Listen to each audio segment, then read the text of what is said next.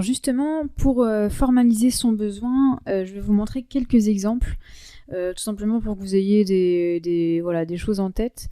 D'abord des exemples tout simples sur la structure du tableau de bord. Donc ça peut être tout simplement des PowerPoint où la personne vous explique un peu ce qu'elle veut, elle donne un titre à chaque graphique, elle montre un peu ce qu'elle attend, les filtres qu'elle attend, le comportement qui est attendu. Donc voilà, ça c'est quelque chose de très simple, mais de très visuel et qui vraiment simplifie le travail. La personne qui crée le Power BI service sait ce qu'il a à faire. Là par exemple, il sait qu'il a créé des tranches d'âge par rapport au client, qui veut la répartition par catégorie d'âge, quelles sont les interactions entre les visuels, qu'est-ce qui se passe quand on clique, voilà, donc les différents niveaux de hiérarchie sont déjà notés, les filtres aussi à apporter sont notés, donc on a vraiment une structure qu'on peut définir de manière très très simple comme ça, où on a le titre, le type du graphique et le détail du calcul, donc ça c'est intéressant.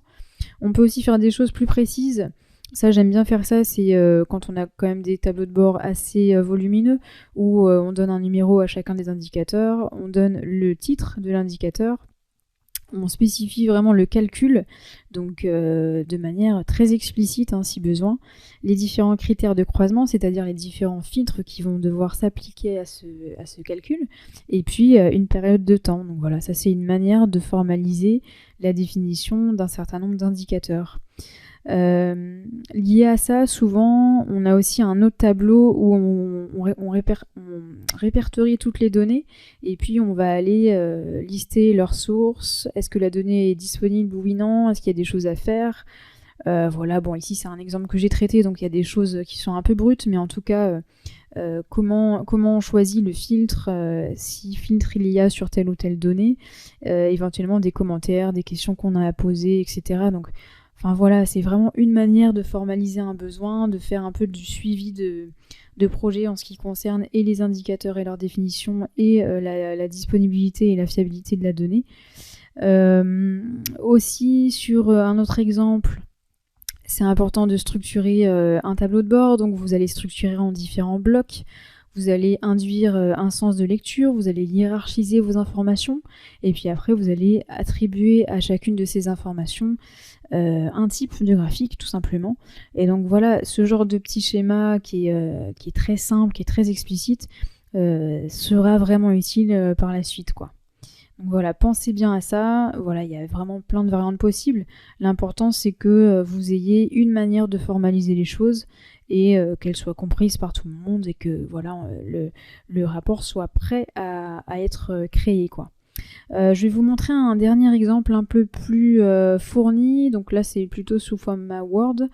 Vous voyez, là, c'est un document sur un rapport qui est vraiment plus volumineux où on a, on va balayer ensemble, mais on a en fait vu d'ensemble de la solution. C'est vraiment les différentes briques dont je vous parlais tout à l'heure.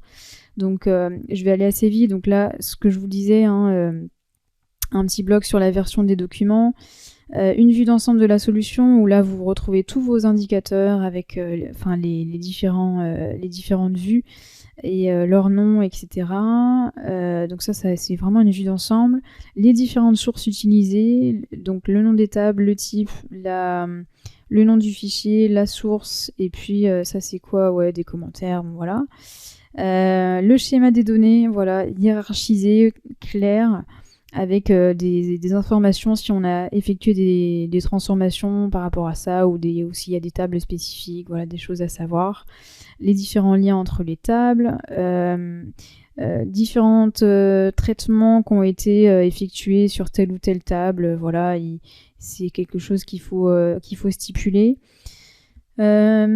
Zut, je redescends un peu. Ouais, les contrôles qualité, voilà, là j'avais un certain nombre de contrôles qualité de définis, donc c'est important de les lister. Les mesures créées, voilà, chacune des mesures que j'évalue. Par exemple, ici, une des premières, voilà, une performance de livraison.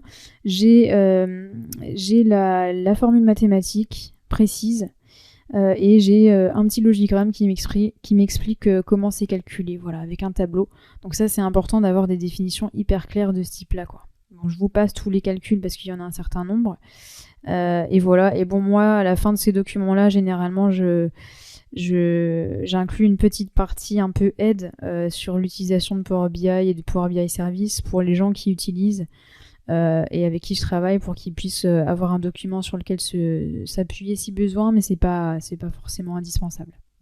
Voilà, ça c'est pour vraiment vous donner des exemples en ce qui concerne la formalisation du besoin. Prenez la forme que vous voulez, simplement n'oubliez pas de lister ces informations clés. C'est important pour vous et pour vos collègues.